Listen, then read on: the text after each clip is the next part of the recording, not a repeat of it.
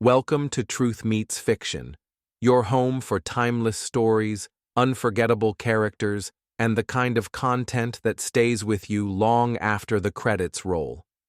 Whether it's fact, fiction, or somewhere in between, you'll find it here. Let's begin. This episode from the life of Sherlock Holmes will be transmitted to our men and women overseas by shortwave and through the worldwide facilities of the Armed Forces Radio Service. Petri Wine brings you Basil Rathbone and Nigel Bruce in the new adventures of Sherlock Holmes.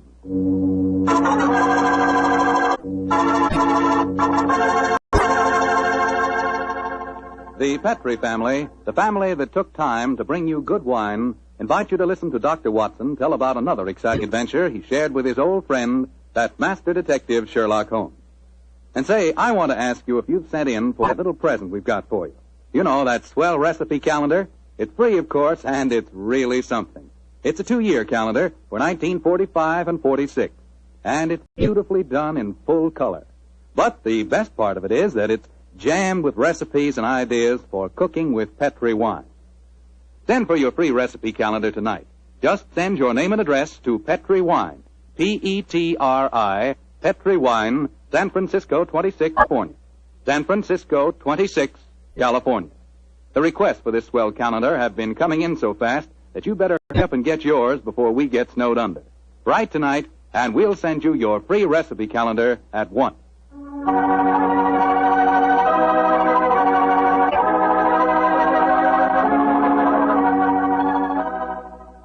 And now for our weekly visit with the good Dr. Watson. Let's see if he's waiting for us. Come in. Good evening, Mr. Fogg. Oh, good evening, Doctor. Playing the phonograph, I see. Yes, my boy, and that particular melody has very potent memories for me. Here, I'll turn the thing on. You haven't come here to listen to a Mozart sonata. You want a story, don't you, young fellow, my lad? That's right, Doctor. Well, let's sit down. All right. That's better. Now I'll tell you what. Oh, thank you, Doctor. It began in Vienna in 1889, many years before the insane house painter named Schicklgruber had converted that gay city into a place of fear and oppression. And what were you and Sherlock Holmes doing there, Doctor? Just taking a trip? Mr. Foreman, in those early days of our association, we didn't have the time or the money for just taking trips. No. We were in Vienna because Holmes had been engaged in some highly important investigation. We were staying in a charming little pension inhabited by students and musicians. And on the night the story began, we'd finished dinner and had returned to our room. I was busy making some notes on the investigation we'd just concluded, and Holmes was scraping away at his beloved violin.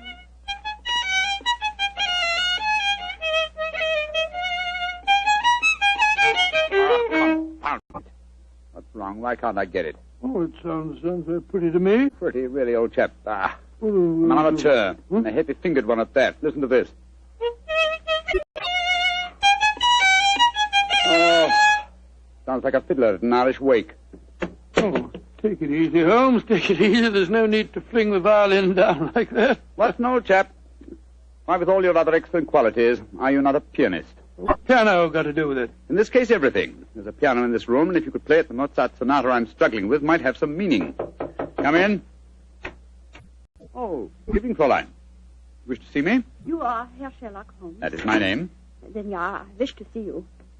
I am Leo Uhlenstein. I live here in this pension. How do you do? This is my friend, Dr. Watson. How do you do, Herr Doctor? Oh, very glad to meet you, my dear lady. Fräulein Uhlenstein, may I pay my tribute to the brilliance of your piano playing? You have the exact precision of phrasing that Mozart demands. How do you know of me? Both Dr. Watson and I were present at the command performance you gave at the Imperial Court a fortnight ago. Hey, curious, I knew I'd seen you somewhere before. My friend was just expressing the need of a pianist as you walked in, young lady. Perhaps I'm the two of sorry. you... I do not play with amateurs. Amateurs? Well, really? I do not mean to be rude. It's just that my life is dedicated to my professional career. I quite understand, Fräulein. And now please tell me, what can I do to help you? I must presume you've come to see me in my professional capacity. Jawohl. That is correct, Herr Holmes. Though I realize to a great detective like you, my problem must seem quite trivial. I'm being blackmailed by a man in this pension. He is Sándor Árpády, a Hungarian painter who lives in the studio upstairs. Sándor Árpády. Yes, I think I've heard of him. Since 2 months now, ever since he know my secret, he's come to me for money, and today he tell me he must have 250 gulden, or he will go to the police. I have not that much money. Herr Holmes, please to tell me what I shall do. Just what hold does he have over you? My brother, Karl, he got into some trouble here, and the police were looking for him, but he ran away to München, as you say, Munich, and Sándor Árpády knew of this. He was a friend of mine, so I thought. When this trouble come on my brother, I turned to Sándor for help. He smuggled Karl to the country, and he turned on me for blackmail. He's a bad man. I wish he was dead. Most blackmailers are cowards at heart. I think Dr. Watson and I will call on the gentleman. By the way, does he have any written evidence of your brother's crime? Yeah, he has his address in Munich. I show Sándor a letter from him when he first go there, and he keep the letter, will not give it back to me. And if he gave the police your brother's address, they'd arrest him, eh? They would, of course. Yes, of course they would. Herr Holmes, will you please to tell me what I should do? I cannot go on this way. My music Now, is... Fräulein, calm yourself. I shall be most happy to help you, and if you will lead the way, we'll see how persuasive we can be with Sándor Árpády.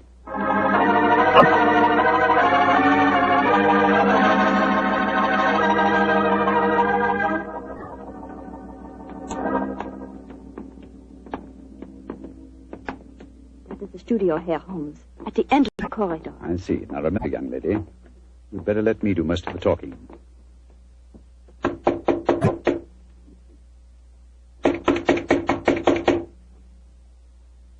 He must be out.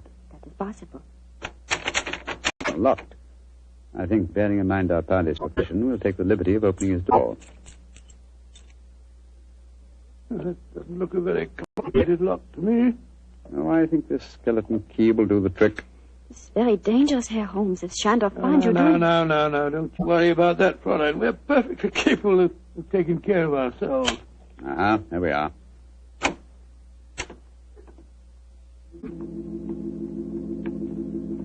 Close the door behind you, will you, Watson? Can't see a thing. I'll strike a match.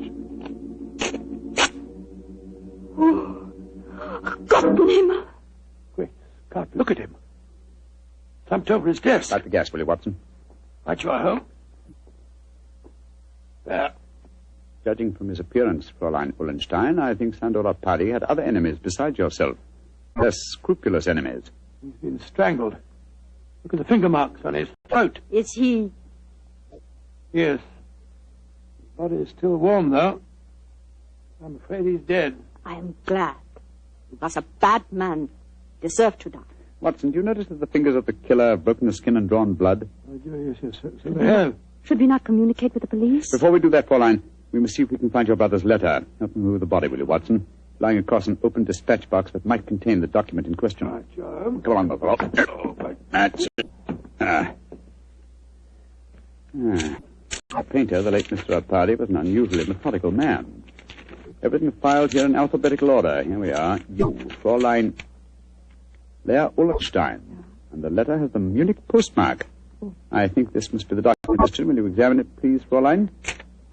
Yeah, this is the letter. Herr Holmes, how can I thank you? There's very little to thank me for. If the blackmailer were still alive, I fear it wouldn't have been so simple a matter. I wonder what other treasures this box contains. Hello? What is it, Holmes? Interesting. Extremely interesting. Look at this, old fellow. Good Lord. Information on the case that we've just been working on. Exactly, and from the names attached to the document, I think we may assume that the dead man did not confine his blackmailing to struggling young pianists. He was after big game, too. Yes, we'd better be careful, Holmes. I don't think that we should go for the police just yet. No. We'll start by having a little talk with the other residents of this pension. Fräulein, who lives in the room adjoining this one? I too, Herr Holmes. And the room across the landing? Lai Tong-fo, the great Chinese actor, he's performing here in Vienna. I see. Then I think we'll start by calling on him. Return to your room, Fräulein, and we will let you know later what we've found. In the meantime, say nothing to anyone of what has happened. I will do everything you tell me, Herr Holmes, and please, once again, please let me thank you for what you have done for me. You know, Holmes, I'm not sure that girl didn't strangle Arpadi herself. A pianist would have unusual strength in her fingers. And we know that she had the motive. And look how unnaturally calm she was when she realized the man was dead. I disagree with you, old fellow. Huh? I think what you refer to as unnatural calmness is really the cold detachment of the true... Well, I have a feeling that we should keep an eye on her, just the same. We will, Watson, we will. And now I suggest we pay a visit across the landing to the distinguished Chinese actor, Mr. Ling Tu Fo.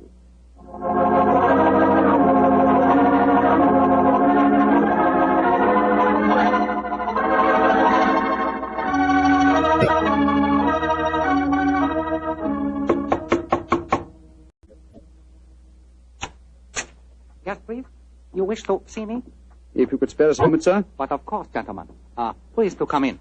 My name is Sherlock Holmes. This is my colleague, Dr. Watson. How do you do, sir? How do you do? I am greatly flattered to meet you.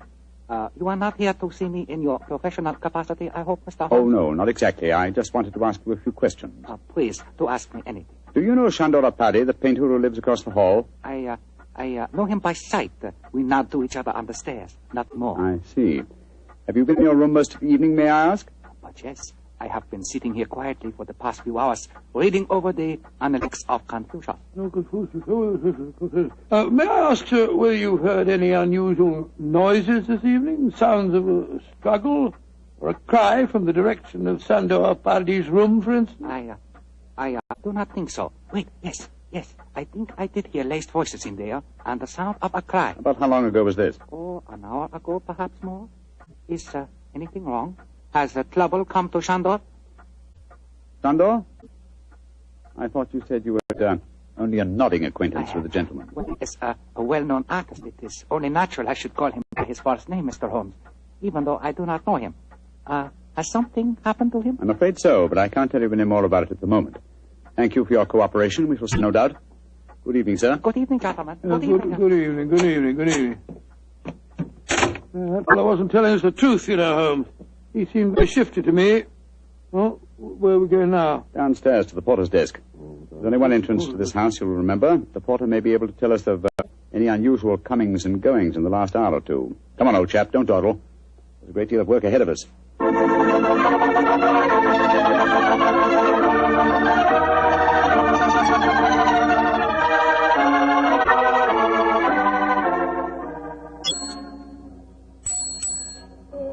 Herr Holmes, what can I do for you? How long have you been on duty tonight? Since 5 o'clock. Did you notice what people have come in or gone out since then? No one has gone out. Ah, splendid. And who came in? Fräulein Ullenstein came in just after 6, Oh, yes. and Herr Apadi, the painter, came in a few minutes later. That is all. Ah.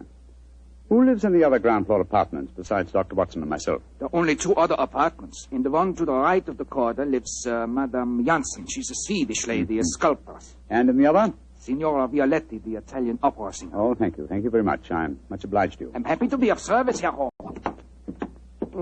Where are we off now? Back to our rooms? Oh, we'll call on Madame Violetti if she's at home.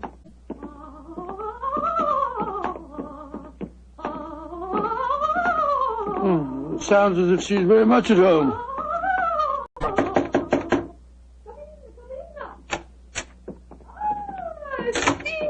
Sherlock Holmes, and he's a friend ever come to see me. Bravo! Bravissimo! I have so much wish to make your acquaintance. Sit down. No, I'm afraid we can only stay for a moment, madam. My friend wanted to ask you a few questions. Yes, Signora. I just wanted to know... I know your questions. Oh. You play the violin. I have heard you. Yes. You want to know whether the great Valeria will allow you to accompany her in the magnificent soprano aria allo so from Mozart's Il Flauto Magico. Your latest answer to your question is si. Yes, madam. Forgive me, Signora, but if you don't mind. But that was not one of my questions. It was not? But I will sting it with the same. You flatter me, but at the moment there are other things on my mind. Signora Violetti, do you know Shandor Apadi? By his side. That is all. He make eyes at me, but I no pay attention. I do not like Hungarians. You haven't seen him this evening? No. I've been alone, reviewing the score of La Traviata. Sempre libera di Dio, yes. palleggiare di gioia in gioia, oh che storia di... I am next week here in Vienna. I hope you will both be present. It would be a great treat for you. I'm sure it would be, Senora. Now, if you'll excuse us. Oh, it is sad you must go so soon. But come and see me again, and I will sing for you both before you leave Vienna. Great Scott, what a ghastly woman. She's not your murderess, I'm sure. And now I suppose we'll have to question this sculptress woman. And then we'll talk to everyone in the house. No, I think before we visit her, we'll examine the dead man's room a little more closely. That black tin dispatch box may hold the key to this mystery.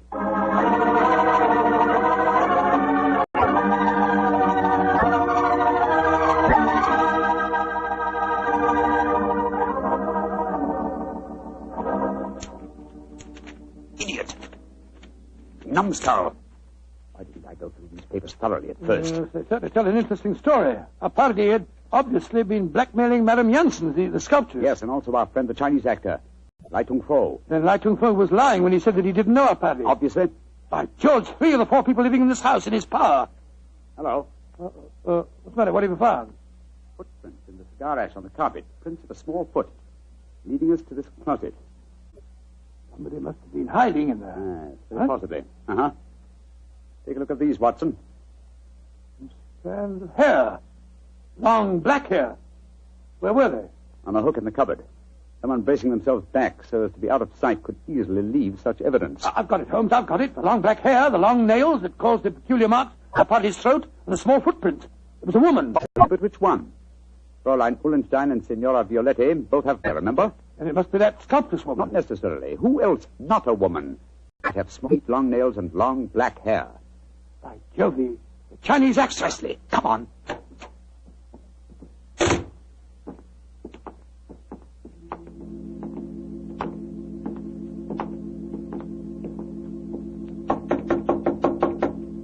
hope he's still there. Come on, sir. Come on. Let's go in. Holmes, look at him. He's praying. His head's in his hand. Oh, my dear fellow, I'm afraid prayers can do him no good now. He's been strangled. Strangled with his own cue.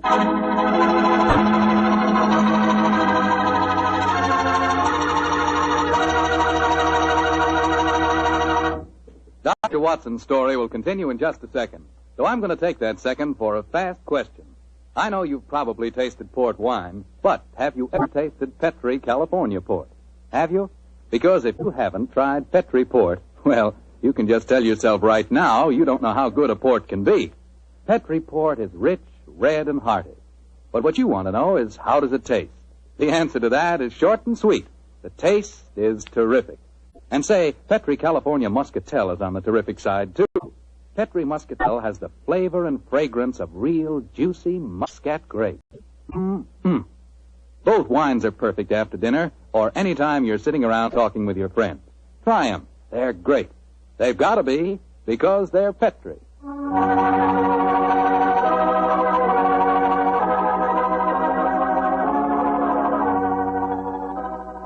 And now back to tonight's new Sherlock Holmes adventure.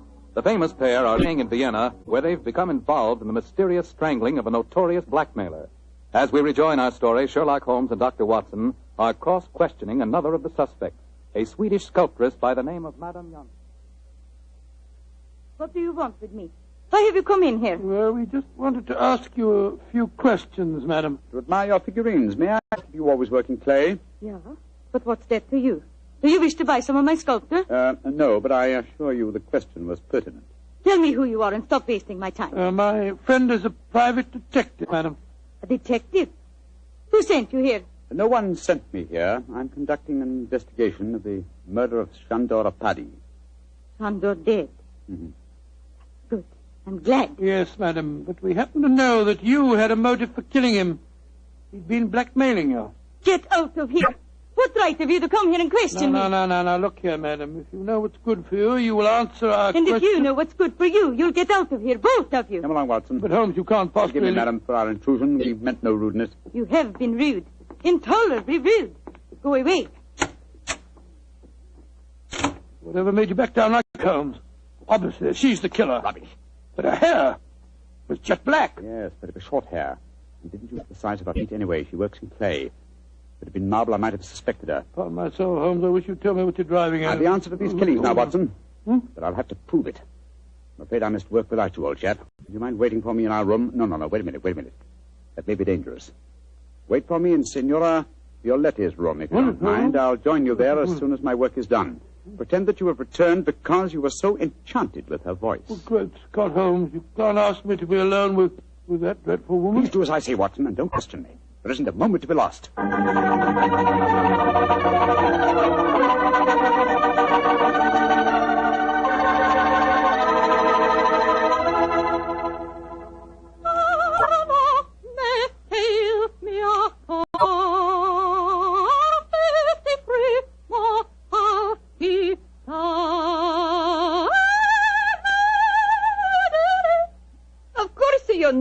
The aria, my dear doctor. No, madam, I'm afraid I don't. You've not heard about great Giuseppe Verdi? Oh, yes, I heard of him, of course, but I can't identify his work. That was from a Rigoletto, you silly man. Rigoletto? Come, tell my favorite composer. I will sing a song just for you. I will turn the gas light down. No, do that. Turn the gas light down. That will be so much more romantic. Oh, now, who is your favorite composer? Oh, I don't know that I have any favorite.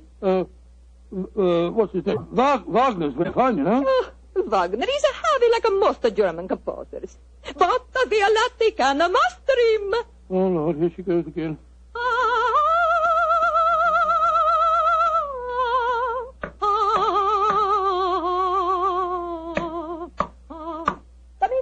Come in. I cannot see who it is. Come into the light. It is I. Great heavens, the Chinese actor. I am sorry to make commotion, but as we say in my country, those who run from graves speak with double knowledge. Oh, you devil! You devil! I kill you once! I kill you once! I kill you again! Thank you for the confession, Senora Violetti. You can testify to it, Watson. Holmes! No, you don't, Senora. Your nails are too sharp for my liking. I'll kill you two, both of you! I'll kill you! Watson, catch her. She's fainted, Holmes. Fainted, eh? What an undramatic exit for a most dramatic lady.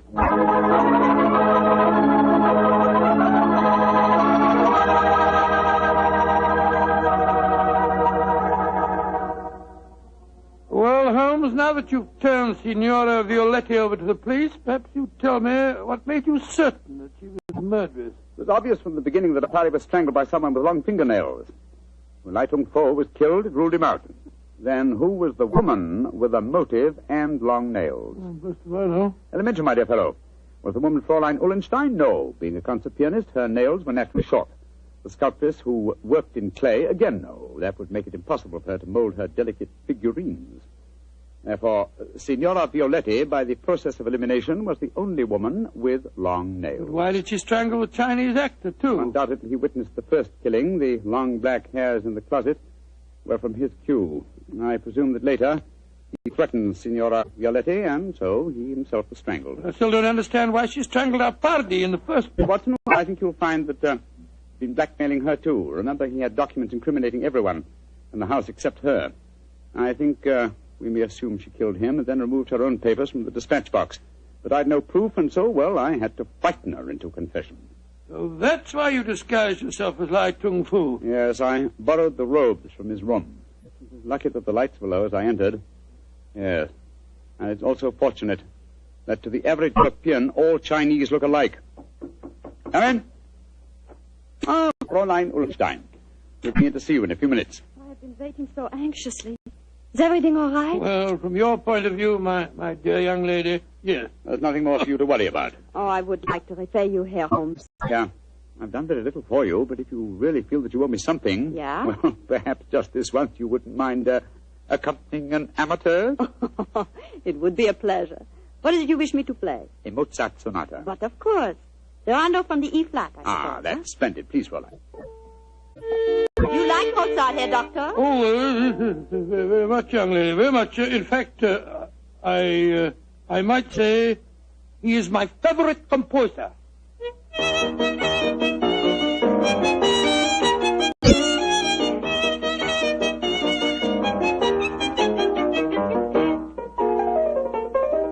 Charming. Perfectly charming. I only wish that all our adventures could end so melodiously.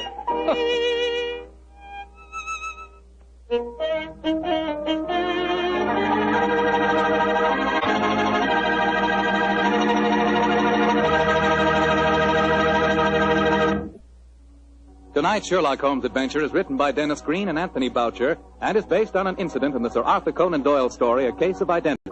Mr. Rathbone appears through the courtesy of Metro-Goldwyn-Mayer and Mr. Bruce through the courtesy of Universal Pictures, where they are now starring in the Sherlock Holmes series. This is Bill Foreman saying goodnight for the Petrie family. This is the Mutual Broadcasting System.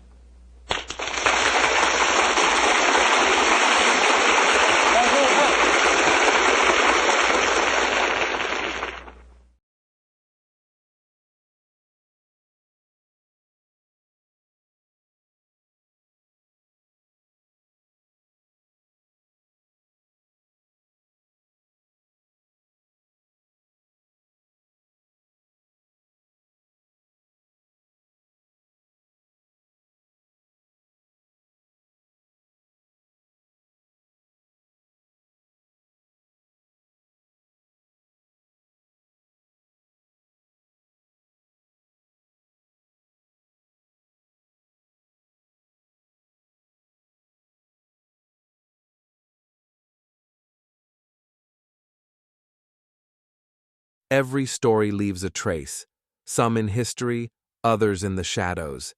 If this one made you think, question, or shiver just a little, you're in the right place. This is Truth Meets Fiction. Until next time, stay curious, stay sharp, and don't believe everything you're told.